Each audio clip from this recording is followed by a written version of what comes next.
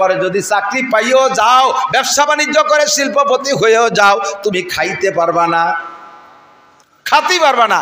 কয় কিনি দি কত, বাজারে পদ্মার ঘাটের বড় বড় মাছ আমরা কিনি, খাতে পারবো না। কয় ও খাওয়া না, তোর সব খানা ব্রেক করে দেবে। ডাক্তারে বলবে ইলিশ খাইতে পারবা না, শৈল খাতে পারবা না, কই খাতে পারবা না, জিয়াল মাছ খাতে পারবা না, চর্বিওয়ালা মাছ খাতে পারবা না, বড় কোনো মাছ খাবা না, খাসি গরু মুরগি খাতে পারবা না, আরে কোনো ডিম খাবা না, কলা খালি অর্ধেক খাবা, পুরো কলা খাতে পারবা না, সকালে খাবা একটু সাদা যাও, দুপুরে খাবা 100 টাকসালি ভাত, রাত্রি খাবা একখান রুটি, সব ব্রেক। মিষ্টি খাইছো জম্মের কা আর খাতে পারবা না। ও দোকানের সামনে দিয়ে আটলেও ডায়াবেটিস 28।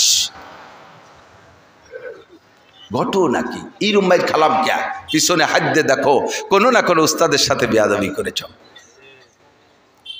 দুয়াম দেখার তাঙ্গে রুজি বা দুনিয়া সবাদ। 2 নম্বরে বেয়াদবির কারণে রুজির অভাব আসে। সুয়ামাকে সাকসাস বেমিরাত যাওয়া। হে যুবক সাবধান হইয়া যাও, বেয়াদবির 3 নম্বর ফলাফল হলো উস্তাদের সাথে করো আর আব্বা মার সাথে করো, উস্তাদের সাথে করো আর আব্বা মার সাথে করো। বেয়াদবের 3 নম্বর বিচার হলো সুয়ামাকে সাকসাস বেমিরাত যাওয়া। আল্লাহ পাক হায়াত কমাইয়া দেয়, আল্লাহ পাক হায়াত খাটো করে দেয়, হায়াত খাটো করে দেয়। নেতার ফালায় পড়ে বেয়াদবি করবা না যুবক, আসতেছে সামনে নির্বাচন। নেতার ফালায় পড়ে কোনো আলেমের সাথে বেয়াদবি করবা না, ওই নেতা তোমারে দুনিয়া বাঁচাইতে পারবে না। চোখের সামনে দেখলাম, চোখের সামনে দেখলাম কত নেতার পিছনে যাইয়া কত লাভ লাভাইছো তোমরা। এখন নেতারও খেতা নাই, কেউ কোনো খবর নাই, কেউ তোমারে বাঁচাইতে পারে নাই, সামনেও কেউ বাঁচাইতে পারবে না। তোমরা নেতার পালায় পড়ে কাহারোর সাথে বেয়াদবি করবে না। সুমাকে সাকসাস বেমিরাত যাওয়া। বেয়াদবির ফলাফল তোমার হায়াত কমাই দেয়া হবে। ওয়াকালে যেখানে সেখানে তুমি পড়ে মারা যাবা, কুত্তো মারার মতো পড়বা। 4 নম্বরটা সবচাইতে বড় বিপদ, উস্তাদের সাথে মা বাবার সাথে মুরব্বীদের সাথে বেয়াদবি করলে। 4র্থ নম্বর গজব হলো চহারাম বেঈমান আওয়াজ জাহা, মরণের সময় কলেমা নসিব হবে না।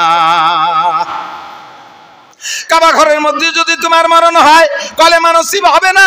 আরে তুমি যদি সবে কদর সবে বারাত মারা যাও, তাও তোমার কলেমা নসিব হবে না। আল্লাহু আকবার। আর যে ব্যক্তির মরার সময় কলেমা নসিব হবে না, ওই লোকটার পরকাল শেষ। যে ব্যক্তির মরার সময় কলেমা নসিব হবে, তার কপাল বড় ভাগ্য বা কপাল বড় ভালো, সে বড় ভাগ্যবান। আল্লাহর নবী বলেন, মান কানা আখিরু কালামিহি লা ইলাহা ইল্লাল্লাহ ফাদাখালাল জান্নাহ। যেই লোকটার জীবনের শেষ কলেমা হবে লা ইলাহা ইল্লাল্লাহ, ওই লোকটা যেন জান্নাতে চলিয়াই গেল। কন্যা সুবহানাল্লাহ। কষ্ট হচ্ছে, বাজে কথা করছি নাকি আমি তো টের পাচ্ছি। যুবকরা এরকম আছে না, আমি মাদ্রাসায় আসি, আমাকে মাদ্রাসা মোটামুটি একটু ভালো আছে। জন মাহফিলি ঢুকি কোনো এলাকায়, মাদ্রাসার ছাত্রদের মুসাফার সালাম আর আমার অন্য ভাইদের মুসাফার সালাম শোনা। তোমাদের ক্রিটিসাইজ করতেছি না, শিখার জন্য বলতেছি, সিস্টেম শিখার জন্য। বলে আমাদের মাদ্রাসায় আমরা 24 ঘন্টা মাদ্রাসায় আবাসিক রাইখা কারকে কি বলেন, আরে ভাই পোল্ট্রি মুরগির বাচ্চার কোনো প্রশিক্ষণ নাই, তার মা বাপ নাই, মুরব্বী নাই, আছে নাকি? এই জন্য ওর টের পায় না, ওরে ছাড়িয়ে দেবেন বাইরে। বন বিলাইতে দাওয়া দিল আগে দেখতে যায় যে কিটা আইছে, কারণ তোর প্রশিক্ষণ নেই, ওর তো গার্জিয়ান নাই, মুরব্বী নেই। আর দেশি মুরগি দেখেন ছেলে মেয়ের সুন্দর করে লালন পালন করে, 300 গুণি সো মারলে মা জোর একটা ডাক দিয়ে ডানা উঁচু করে বাচ্চাগুলো বগলের তলে চলে আসে, দোলোয় মা কুটকুট করে নিয়ে ঘরের মধ্যে চলে যায়। ওদের প্রশিক্ষণ আছে। মাদ্রাসায় আমরা আবাসিকভাবে সবসময় মায়ের মতো পালি, এভাবে কুটকুট করে ডাকে ঢুকে কোলের মধ্যে রেখে প্রশিক্ষণ দেই। স্কুল কলেজ ইউনিভার্সিটিতে এইভাবে প্রশিক্ষণ নাই, শিখায় না। তাদের খারাপ কিছু শিখায় তা বলবো না, ভালোই শিখায়, কিন্তু হাতে ধরে প্রশিক্ষণ দেওয়ার ব্যবস্থা নাই। ওই জায়গা থেকে ছুটি দেওয়ার পরে থাকে 16-24 ঘন্টার 4 ঘন্টা 5 ঘন্টা উস্তাদের সামনে থাকে, আর বাকি 19 ঘন্টা বাইরে থাকে, যার কারণে যতটুকু শেখে বাইরে যে তা এলোমেলো হয়ে যায়। ঢুকি, আসসালামু আলাইকুম, মাদ্রাসার ছাত্র এসেছে, আসসালামু আলাইকুম হুজুর কেমন আছেন? আলহামদুলিল্লাহ ভালো আছি। একটু মুসাফা, হাতটা এমনভাবে ধরে কেমন যেন তুলো আমি স্পর্শ করতেছি, মখমলের মতো লাগে। আর আমার অন্য বাইরে সালাম দেয়, সালাম হুজুর। কি কইছে তার সাইকম হুজুর, সাইকম হুজুর, সৌকম হুজুর। এরকম হুজুর একটা হাত বাড়ায় হ্যান্ডশেক করি, একটা হাত বাড়াইছে হ্যান্ডশেক করতে, বড় এক 6 ফুটে 7 ফুটের জুয়ার, সে আমার হাতে খোট্টা টানতেছে, এগুলো হাতে খুলে গেছে, এমনভাবে চিপ দিয়েছে আমার নরম হাত মর করে উঠছে। আদব শিক্ষার অভাব আছে, আদবের অভাব আছে। প্রশিক্ষণ নেন, সালাম শেখেন, কথাবার্তা বলা শেখেন। আসসালামু আলাইকুম রহমতুল্লাহ, হজরত কেমন আছেন, কি খেদমত করতে পারি, কোত্থেকে এসেছেন, হুজুর কি দুটো কথা বলার সুযোগ আছে? ফোনে কথা বলতে গেলে ফোনও শিয়েই, আমি তো 1 বছর ফোন শিয়েছি খালি হজের মধ্যে, আজও ফোন শিয়েতে পারলাম না। আজকেও একজন ফোন দিয়ে সালাম আলাইকুম হুজুর। জি ওয়ালাইকুম আসসালাম।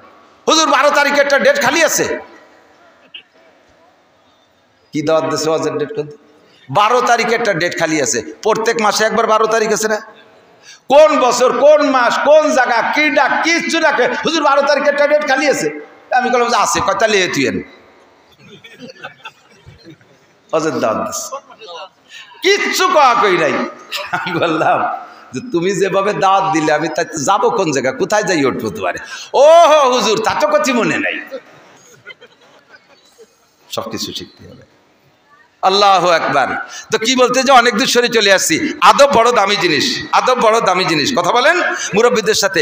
ও যুবক, তুমি মোটরসাইকেল চালাও, এখন তুমি বিশ্ববিদ্যালয়ের স্টুডেন্ট, তুমি বাড়ি আসছো ঢাকা থেকে, ঢাকা জাহাঙ্গীরনগরের থেকে বাড়ি আসছো, এসে তুমি রাস্তা দিয়ে মোটরসাইকেল চালাচ্ছ, ধনী লোকের ছেলে। তোমার সেই প্রাইমারি শিক্ষক তিনি আজও বাইসাইকেলে খড় খড় খড় খড় করে চলে, কারণ বেতন যা পায় ছেলে মেয়ে গুটি খানিক তাই দিয়ে আর ডানি বামে করতে পারে না। আর প্রাইমারিতে আর ঘুষমুস নাই, কি দেখি আরবে, হয়তো পিরাই মারে, লেখাপড়া ঠিক মতো করে না, পিরাই মারে, বাকি বেতন বেশি না। তো ওই টাকায় দিয়ে কতগুলো ছেলে মেয়ে নিয়ে চলিয়ে আর তেমন কিছু করতে পারে না। তুমি মোটর সাইকেল নিয়ে এসে স্যারের কাছ দিয়ে যখন যাবা, 2টে পদ্ধতি তুমি অবলম্বন করতে পারো। একটা হবে আদব আর একটা হবে বেআদব। তুমি কাছে যাইয়ে স্লো করে ব্রেক এক করে টোটাল নিউ ইঞ্জিনটা অফ করে দিয়ে স্টার্ট করে স্যারের কাছে, আসসালামু আলাইকুম স্যার, কেমন আছেন? ওয়ালাইকুম আসসালাম। তুমি চিনতেছে না? স্যার আমার নাম তো আব্দুর রহমান, আমি আপনার প্রাইমারির ছাত্র। কোন আব্দুর রহমান? কয় আমার আব্বার নাম আব্দুল খালেক, আমার দাদার নাম আব্দুল কাদের, ওই যে মুস্কুন্নি বাড়ি। ও তুই এত বড় হলি কবে? স্যার আমি এখন বিশ্ববিদ্যালয়ে পড়ি, আমি প্রত্যেক ক্লাসেই ফার্স্ট ক্লাস ফার্স্ট। স্যার আমি তো একটু আব্বার জন্যে ভাঙ্গা ওষুধ আনতে যাবো, একটু আমি কি যাবো স্যার? আপনি কোথায় যাবেন স্যার? আমি কি একটু আগায় দেবো স্যার? এ বললে স্যার তোমার মোটর সাইকেল উঠবে না, স্যার তোমার অনুমতি দেবে। ফাঁকে তোমার এই বিনয়ী ভদ্রতা দেখে বলবে হ্যাঁ ঠিক, তোর আব্বা এরকম ভদ্র, আমি শুনছি তোর দাদা এরকম ভালো ছিল, গোষ্ঠী শুদ্ধ কুষ্টিপাত বয়ান শুরু করে দিয়েছে। আল্লাহ তুমি আব্দুর রহমান রে বাংলাদেশের শ্রেষ্ঠ অফিসার বানাইও, সবচেয়ে বড় অফিসার বানাইও। একজাক্ট দোয়া দিয়ে দিয়েছে, এই দোয়া নিয়ে যে জায়গা যাবা সেই জায়গায় তুমি চাকরি পাবা। আর ওই জায়গা দিয়ে যাওয়ার সময় যদি তুমি স্যারের পাশে যাই মোটর সাইকেলে আর জোরে একটা মোড় দিয়ে একটা ভেসকি বলো, স্যার আইজো ভাই সাইকেলে আসো আমি যাই। স্যার কয় যা দেই কদ্দূর যেতে পারিস। একেটারে ভাঙ্গার মোড়ে যায় যখন গোল চক্কর ঘুরতে গেছে আর চক্করের মধ্যে পড়ে গেছে, জায়গায় ডুলি গেছে। স্যারের কলিজার থেকে একটা হাই সারছে, কারে হড়াইছি। কথা কন না, শায়াদ বনিয়া দমে খাকে জাদ, নম্রতা শেখো, ভদ্রতা শেখো। নম্র ভদ্রতার অনেক দাম। নবী পাক বলেন, আমার দিক তাকান, সন্তান শুরু থেকে কিভাবে তৈরি করবেন এই কথাগুলি এখন বলতেছি। এই কথাগুলি এখন বলা মানে হাই স্কুল কলেজ বিশ্ববিদ্যালয়ের ছাত্রদের এ কথাগুলো বলে সোজা করার মানে হলো, একটা মেহগনি গাছ লাগানোর সময় বেঁকা করে লাগাইছেন, মেহগনি গাছ বেঁকা করে লাগাইছেন, 30 বছর পরে এত মোটা হয়ে গেছে বেঁকা অবস্থায়। এখন এই বেঁকা গাছকে সোজা করতে মুস্কুন্নি সবাই কাশি বান্ধে টানেন। আর মুফতি আব্দুল গফফার সাহেব ইসমতুল্লাহ কাসেমি সরমুনার পীর সাহেব আর আমাকে মতো কতগুলো মোটা মোটা সাপ আইনিয়া আমাকে দোয়ায় লাগাই দিয়েছেন, হুজুর আপনারা জালাল খতম পড়েন, আমরা গাছটা টেনে সোজা করব। সারা মুস্কুন্নি সবাই ওই গাছের সাথে বেঁকা হয়ে যাবা, কিন্তু গাছ সোজা করা যাবে না। জন্মের সময় যার বিসমিল্লাতে ভুল, ও ছেলে নবীর সরা করে না কবুল। আল্লাহ মাটি দিয়ে বানাইছেন, বানানোর সূচনাটা কেমন? আপনাকে পাঠিয়েছেন মাতৃগর্ভে। আমার মারা যদি আওয়াজ শোনেন, কথা খেয়াল করবেন, বাচ্চা যদি দিনদার পরহেজগার আর ভদ্র শিক্ষিত আমায়িক সন্তান, আপনি সন্তানের মা হতে চান, আপনার সন্তান ভদ্র হোক, কর্মজীবী হোক, আমরা দোয়া করি বড় বড় অফিসার হোক, নেতা হোক, এই দোয়া আমরা করি। তবে এমন সন্তান পাইতে হলে পদ্ধতিটা নিয়ে নিতে হবে। আমার দিক খুব খেয়াল করতে হবে, জায়গা মতো চলে আসছি। এমন সন্তান যদি পাইতে হয়, বানাইতে হয়, তাহলে 1 নম্বর হলো খেত খান ভালো হতে হবে। ফসল ভালো হওয়ার জন্য খেত ভালো হওয়া শর্ত। কতক্ষণ ফসল ভালো হইলে দামি দামি বিদেশি বীজ বুনই দেশে নোনা জমিনে। আল্লামা ফরিদউদ্দিন রহমাতুল্লাহ আলাইহি বলেন, জমিনে সুরা সম্বল বার নায়ারাত দরু তকমা আমল যায় মাগরদা। আরে নোনা জমিন চাষ দিয়ে লাভ নাই, লবণ জমিন চাষ দিয়ে তার মধ্যে বেসন দিয়ে লাভ নাই, ওই জমিতে বীজ গজায় না। আগে সন্তান ভালো, তেমনই সন্তান ভালো হইতে হলে আগে লাগবে মাটা ভালো হইতে হবে। বাচ্চা যখন পেটে নেবেন মা সাবধান থাকবেন, আব্বাদেরও একটা দায়িত্ব আছে। খুব আমি জায়গা মতো চলে আসছে, আমার দিক তাকান, ভুল করবা না। বুড়োরা যারা ভুল করছে, যুবকরা তোমরা যারা বিশেষ করে বিয়ে করো না অথবা নতুন বিয়ে করছো, সামনে আরো সন্তান নেওয়ার সম্ভাবনা আছে, নিয়ত আছে, তোমরা খেয়াল করবা দোস্ত। এদিক তাকাও, আব্বা যেমন হয়, আব্বার স্বভাব যেমন হয়, সন্তানের স্বভাবও তার ভিতরে প্রকাশ সারায়াত করে, তার ভিতরে ঢোকে। আব্বার মেজাজ যেদিন যেমন হবে, ওই মেজাজের সাথে যদি স্বামী স্ত্রী মিলন হয়, সন্তানও সেই মেজাজের হয়। আপনি রাতভর আগান বাগান দিয়ে টোটো হইয়া শিয়ালের মুতকুত্তর পেশাব সারা গায়ে মাখাইছে, অজু গোসল কিচ্ছু নাই, পয় পরিষ্কার নাই, যাই এই স্ত্রীর সাথে রাত যাপন করছেন। আপনার আজকের রাত্রে শরীরটা ভালো না, নাপাক শরীর, ওই অবস্থায় আপনি যা করার করেছেন, এরপরে সন্তান আসে, ওই সন্তানটা ওই রকম উড়ইটে ভাদাইমে হবে। আপনি রাত্রে চোরদের সাথে গল্প করে আড্ডা করে আইসা রাত্রির স্ত্রীর সাথে মিলন করেছেন, সন্তানের ভিতরে ওই চূড়া স্বভাব আসতে পারে। আপনি বদমায়েশ, কি বলা হয়, লুচ্চ বদমায়েশদের সাথে গল্প করে আইসা সেই মিজাজ নেই স্ত্রীর সাথে রাত যাপন করেছেন, সন্তানের ভিতরে ওই স্বভাবের খানিকটা ঢুকে যেতে পারে। আপনি আল্লাহ ওয়ালা বুজুর্গানে দিনের মজলিসে গল্প করে আইসা বুজুর্গানে দিনের কিস্সা কাহিনী শুনে আইসা রাত যাপন করেছেন, আর ওই রাত্রে আপনার স্ত্রীর গর্ভে সন্তান আছে। আপনি যদি মূর্খ কৃষক চাষা হয়ে থাকেন, আপনার ঘরে আব্দুল গফফারের মতো সন্তান জন্ম নিতে পারে, ইসমাতুল্লাহ কাসেমের মতো সন্তান জন্ম নিতে পারে। আহমদ শফি সাহেবের বাপ বড় আলেম ছিলেন না, আরে চরমুনার পিসাব ইসাব ফজলুল করিম চরমুনার পিসাবের বাপের নাম ইসাক সাহেব, ইসাক সাহেবের বাপের নাম আর এক বড় কোনো পিসাব না, তার বাপ একজন মূর্খ কৃষক মানুষ। আমরাও মূর্খ বাপের সন্তান। আমার আব্বা আলেম ছিলেন না, আল্লাহর রহমতে আমরা 4টে ভাই হাফেজ মৌলানা। আমার আব্বাজি জীবনে কোনোদিন এক ওয়াক্ত নামাজ কাজা করে নাই। আমার আব্বারে দেখি নাই কোনো আজে বাজে মানুষের সাথে আড্ডা করছে, চোর ডাকাত গুন্ড বদমাশদের সাথে আড্ডা করতে আমি শুনি নাই। আমার আব্বারে কোনো নিশা ব্যবহার করতে আমরা দেখি নাই।